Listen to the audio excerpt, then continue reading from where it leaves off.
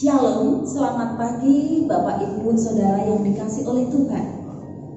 Pagi hari ini kita bersyukur kepada Tuhan karena di tengah-tengah ancaman virus yang mematikan, Bapak Ibu dan saya masih diberi kesempatan untuk menarik nafas, diberi kesempatan untuk hidup sampai hari ini. Mari kita bersama-sama mendengar, merenungkan firman Tuhan yang pagi hari ini saya ambil dari kitab Yohanes pasal 20 ayat 11 sampai ayat 20. Begini bunyi firman Tuhan. Tetapi Maria berdiri dekat kubur itu dan menangis. Sambil menangis ia menjenguk ke dalam kubur itu. Dan tampaklah olehnya dua orang malaikat berpakaian putih, yang seorang duduk di sebelah kepala dan yang lain di sebelah kaki di tempat mayat Yesus terbaring. Kata malaikat-malaikat itu kepadanya, "Ibu, mengapa engkau menangis?" Jawab Maria kepada mereka, "Tuhanku telah diambil orang dan aku tidak tahu di mana ia diletakkan." Sesudah berkata demikian, ia menoleh ke belakang dan melihat Yesus berdiri di situ. Tetapi ia tidak tahu bahwa itu adalah Yesus. Kata Yesus kepadanya, "Ibu, mengapa engkau menangis? Siapakah yang engkau cari?"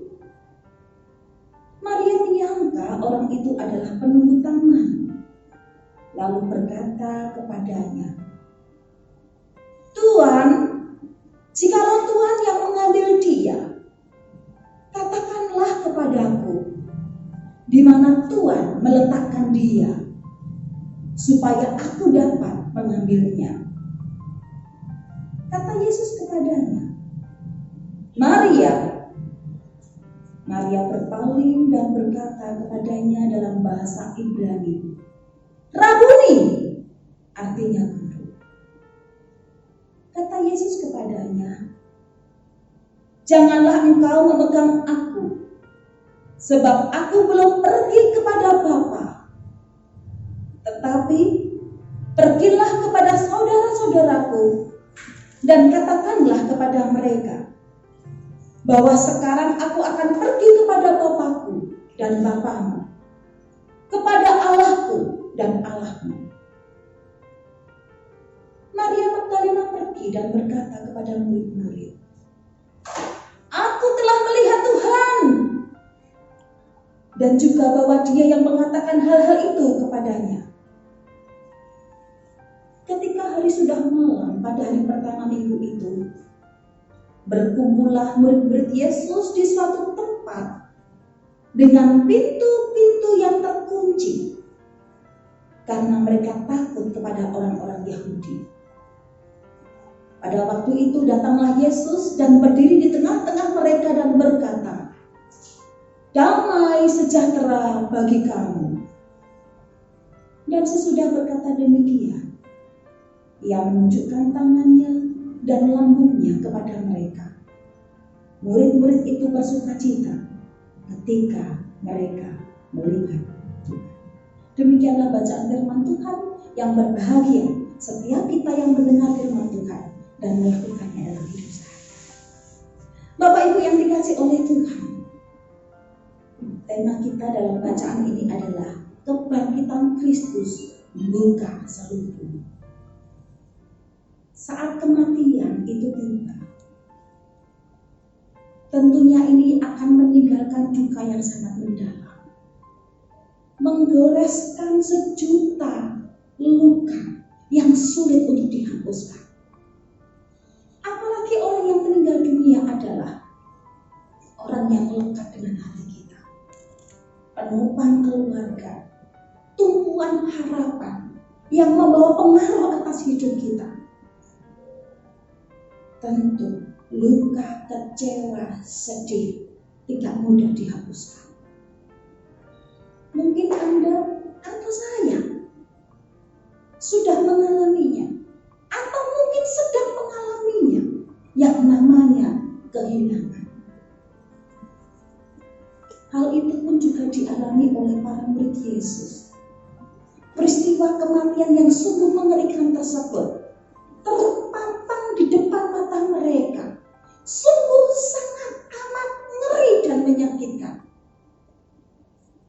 Itulah sebabnya para murid tidak ada seorang pun yang mengingat perkataan Tuhan sebelum mati. Ia berkata bahwa pada hari yang ketiga aku akan bangkit dari kematian. Namun para murid, pikiran, hati, jiwanya terfokus pada apa yang namanya luka, sedih, duka, air mata.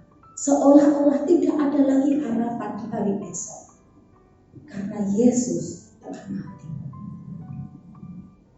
Namun, dalam keadaan demikian, Yesus bangkit, hidup dan berkenan hadir menjumpai para murid dan menyapa damai sejahtera. Bahwa kata bangkit ini ada dua pengertian. Yang pertama dari kata aigeo, artinya adalah seseorang pernah hidup, kemudian mati, lalu dia hidup lagi, berdiri, bisa beraktivitas, lalu dia akan mati lagi. Itu yang namanya aigeo. Namun yang kedua adalah menunjuk pada istilah anastasia, yang artinya adalah seseorang pernah hidup, kemudian mati, lalu dia bangkit, berdiri, hidup kembali, dan ia mengalami perubahan hidup untuk selama-lamanya. Hidup dalam kemuliaan. Dan hidup inilah yang dimiliki oleh Yesus, yang dijanjikan oleh siapa saja yang percaya menyerahkan hidupnya dalam tangan Sang Kristus yang bangkit dari kematian. Bapak Ibu, Yesus sudah bangkit. Dan kebangkitannya, kehidupannya membuka selubung. Apa itu? Yang pertama adalah kebangkitan Yesus itu membuka selubung bagi orang-orang yang berpikir menganggap bahwa kebangkitan orang mati itu adalah mustahil. Ada berbagai macam teori yang sifatnya menolak, menentang, mengingkari fakta-fakta bahwa Yesus hidup dan bangkit. Yang pertama, ada teori yang berkata bahwa Yesus disalib itu dia nggak sampai mati, tapi pingsan. Maka tidak mengherankan kalau Yesus hidup lagi, karena teori ini punya anggapan bahwa Yesus tidak pernah mati disalibkan, tapi dia hanya sebatas pingsan. Lalu yang kedua, ada teori yang berkata bahwa yang disalib itu orang lain, bukan Yesus, tetapi Yesus pergi dan akhirnya dia pun mati dan kuburannya ada di Pakistan. Ada juga teori yang berkata bahwa Yesus disalib, kemudian Yesus mati, tapi para murid itu hanya tontonan atau melihat rohnya saja. Ibu bapak, teori-teori tersebut patah ketika data-data Alkitab menunjukkan bukti yang tak terbantahkan. Bukti yang pertama adalah penutup kubur tersebut batu yang sangat besar, kurang lebih 2 ton beratnya. Siapa yang mampu sanggup kuat untuk menggeser batu tersebut? ada seorang pun yang mampu kuat menggeser batu tersebut.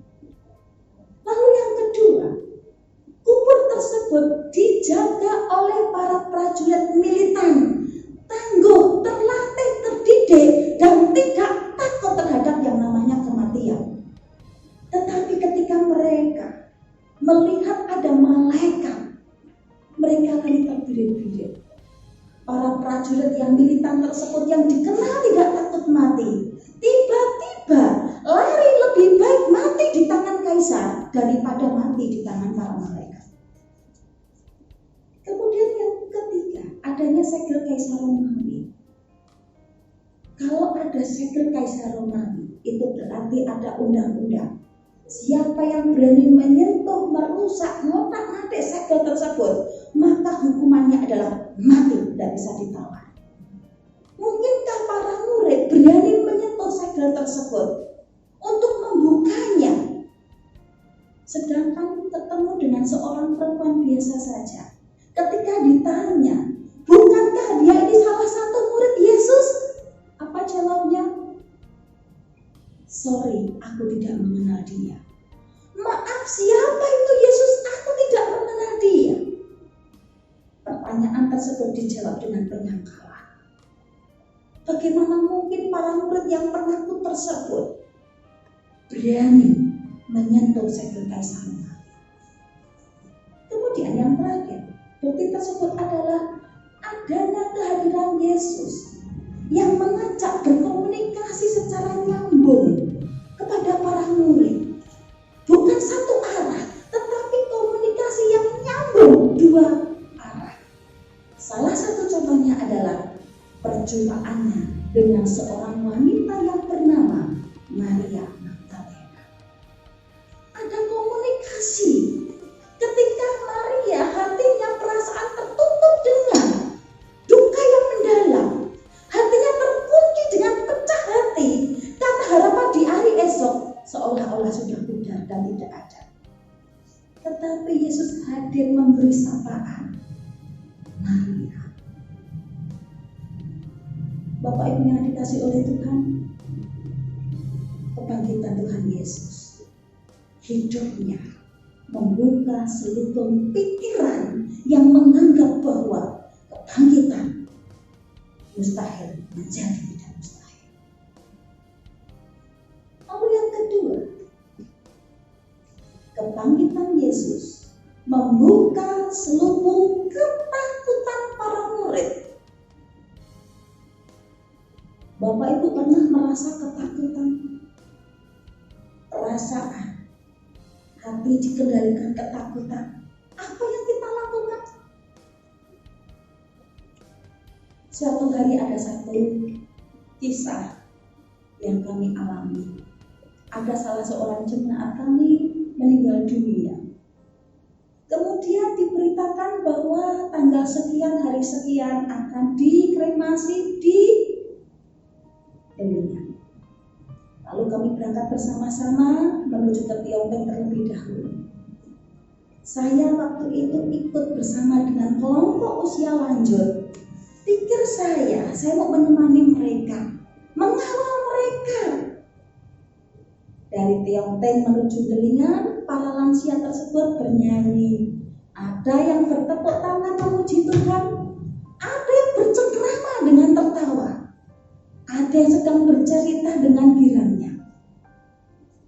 Namun tiba-tiba suasana yang ceria tersebut, walaupun ada di antara kami yang berpulang ke rumah Tuhan, tiba-tiba berubah menjadi suasana yang mencekam. Bis yang kami tumpangi dari Tiongkok menuju Delingan, waktu itu kami rasa tidak ada kendala. Semua berjalan dengan lurus seperti biasa. Tapi tiba-tiba ketika berbelok ke arah kiri menuju Delingan, jalan mulai menanjak. Naik turun, tiba-tiba berhenti. Cek! Lalu bis itu turun ke bawah. Semua pada teriak histeris. Saya duduk dekat Pak Supir karena gampang malu. Ketika saya ada di tempat itu, bukannya saya menenangkan jemaat lansia, tetapi saya langsung delesep di bawah sopir sambil menutup muka saya. Mengapa? Karena saya ketakutan. Saya takut bagaimana kalau bis itu, kaca itu pecah karena kecelakaan. Lalu ada seorang ibu berdiri sambil menangis. Gimana ini? Kenapa bisnya sulit dihentikan? Aku mau lompat, aku mau lompat. Tiba-tiba ada seorang bapak yang masih tegak perkasa. Dia berdiri mencoba menenangkan para lansia dengan berkata, sudah, diam semuanya. Tenang, ora apa-apa. Serentak para lansia terdiam dalam kehebohan. Tapi kemudian suasana itu berubah menjadi teriakan histeris ketika bapak tersebut mengakhiri kalimatnya dengan berkata, wes podo tua-tua lho para nenek ganti. Bapak Ibu, yang menarik perhatian saya di sini, yang mulanya saya anslep di bawah tempat duduknya Pak sopir, tiba-tiba saya mendongakkan kepala saya terbangun dan berbalik ke belakang karena saya mendengar ada seorang ibu yang mengangkat kedua tangannya sambil berdoa. Ibu tersebut adalah jemaat yang rajin ke gereja, ikut melayani Tuhan. Namun ketika saya mendengarkan doanya, apa yang diucapkan? Ibu tersebut berkata, hei para danyang, para demen sing ning kene padha mluku dadi siji. Emang ngono nyegati bis iki ben padha slamet. Spontan saya berkata, Bu, doamu salah. Tapi ibu tersebut berkata, menengok. Ibu bapak, ibu tersebut dikendalikan ketakutan sampai-sampai ketika berdoa salah. Siapa yang dipanggil? Bukan Tuhan. Ini bukan sekedar salah ucap, tapi fokus perhatian pikirannya karena dikendalikan rasa takut bukan lagi kepada Tuhan, tapi kepada para danyang dan para demit. Bapak Ibu dan saya juga bisa salah seperti itu. Salah langkah, salah fokus, salah tujuan. Ketika apa? Hidup kita dikendalikan dengan yang namanya ketakutan. Para murid juga dikendalikan ketakutan. Mereka tercerai-berai dari persekutuan. Para murid ketika dikendalikan ketakutan, ada juga yang menyangkal, siapa dia? Aku tidak mengenal dia. Tidak ada yang berani keluar bersembunyi karena takut menghadapi ancaman. Lihatlah, Yesus hidup, Yesus bangkit, membuka selubung ketakutan para murid menjadi keberanian penuh. Mereka akhirnya bangkit keluar, siap memberitakan kabar kebangkitan bahwa Yesus hidup dan hidup untuk selama-lamanya. Bapak Ibu yang dikasihi oleh Tuhan, apa yang saat ini sedang kita takutkan? Apakah adanya ancaman wabah penyakit yang mematikan? Apakah ada ancaman ekonomi? Bagaimana ini nantinya kalau wabah penyakit tidak segera berakhir? Bagaimana dengan ekonomi kita nanti? Atau mungkin ada juga yang takut menghadapi hari esok, merasa masa depan tidak jelas. Tapi hari ini, mari Yesus bangkit, Yesus menyapa kita, yang bisa mengubah ketakutan kita menjadi berani penuh menatap hari esok bersama dengan Tuhan. Kemudian yang ketiga, kebangkitan Tuhan kita Yesus Kristus membuka selubung keraguan terhadap firman Allah. Pada waktu Yesus belum mati, para murid bisa saja berkata firman-Nya ya dan amin. Para murid bisa saja berkata, ya Tuhan, aku percaya pada perkataan-Mu. Tetapi ketika Yesus mati di depan mata mereka, masih adakah dijumpai seorang murid yang mempercayai perkataan Tuhan? Bisa jadi mereka ragu-ragu, bisa jadi akhirnya mereka tidak percaya, atau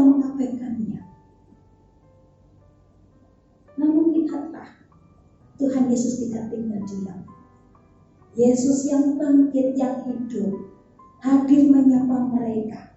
Bahkan seorang murid Yesus yang bernama Thomas, kalau Bapak Ibu dan saya cermati ayat berikutnya, di situ ada seorang pribadi yang namanya Thomas. Salah satu murid Yesus berkata, sebelum aku melihat, mengamati dengan teliti, menyentuh bekas lubang pakunya, aku tidak akan pernah percaya. Tetapi Tuhan hadir menyapanya dengan berkata, ini aku ada di sini. Inilah lambungku, ini tanganku yang kuberikan untukmu. Sentuhlah, rabalah, dan jangan tidak percaya lagi, melainkan percayalah. Bapak Ibu yang dikasih oleh Tuhan, berapa kali kita mendengar firman Tuhan?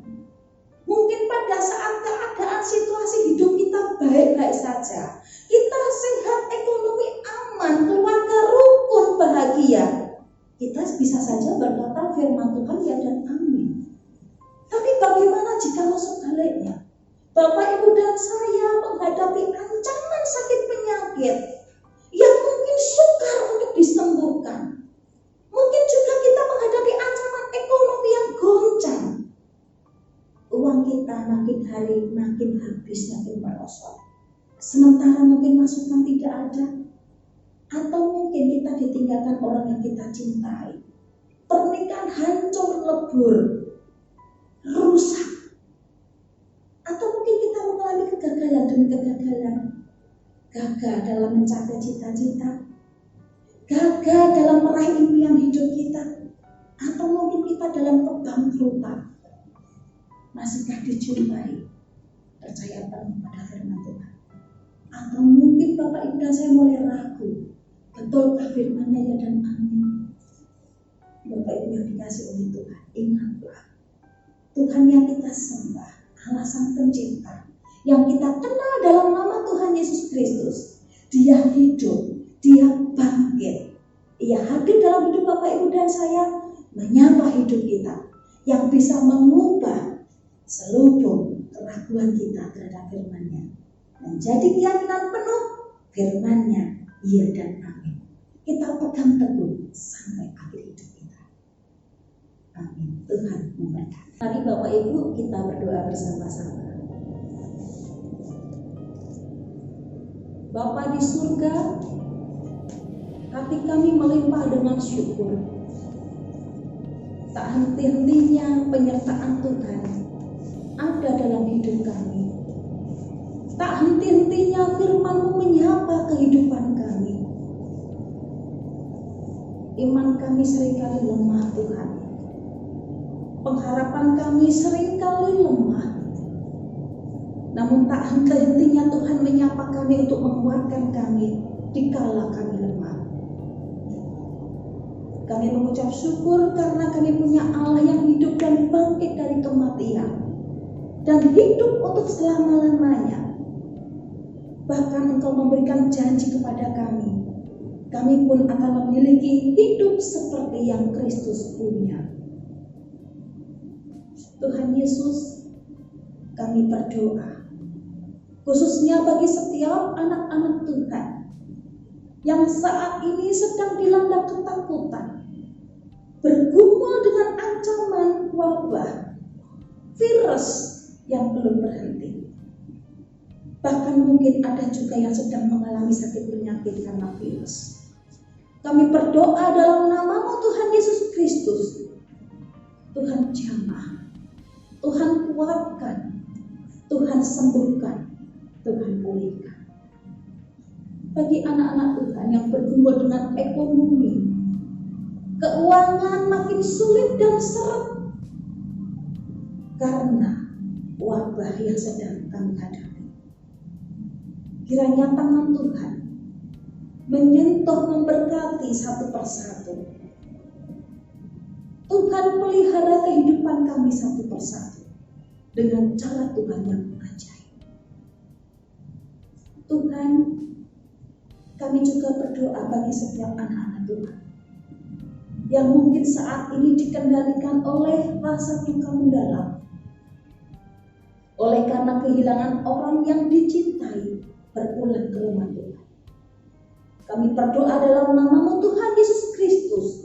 Tuhan kuatkan, Tuhan berikan penghiburan, supaya mampu menghadapi perkara sulit ini bersama dengan tangan Tuhan. Kami juga berdoa apabila ada anak-anak Tuhan yang sedang dikendalikan oleh ketakutan, oleh karena adanya kegagalan demi kegagalan, ada kecemasan, oleh karena dijumpai ada kerusakan demi kerusakan dalam hidupnya. Mungkin juga ada yang merasa ditinggalkan orang yang dicintai, rumah tangganya berantakan. Tuhan, kami juga berdoa bagi keluarga-keluarga yang sudah berantakan dan mungkin sulit untuk disatukan kembali. Hubungan pecah, saling memusuhi. Tuhan, kiranya Engkau jamah. Biarlah Tuhan tetap menuntun perjalanan hidup mereka satu persatu, menemukan hari esok yang penuh harapan di tangan Tuhan. Terima kasih ya Tuhan. Tak lupa kami berdoa bagi anak-anak Tuhan yang masih sekolah. Berkati mereka. Sekalipun saat ini tidak bisa sekolah di gedung sekolah, namun belajar di rumah masing-masing. Tuhan tetap memberkati, menyertai dalam pendidikan. Tuhan karuniai anak-anak-Mu dengan kesehatan yang melimpah. Kami doakan seluruh para pendengar saat hari ini, biarlah kekuatan, penghiburan, kesehatan penuh, damai dari Tuhan melimpah ruah dalam kehidupan anak-anak Tuhan. Dalam nama Tuhan Yesus kami berdoa dan kami memohon. Amin.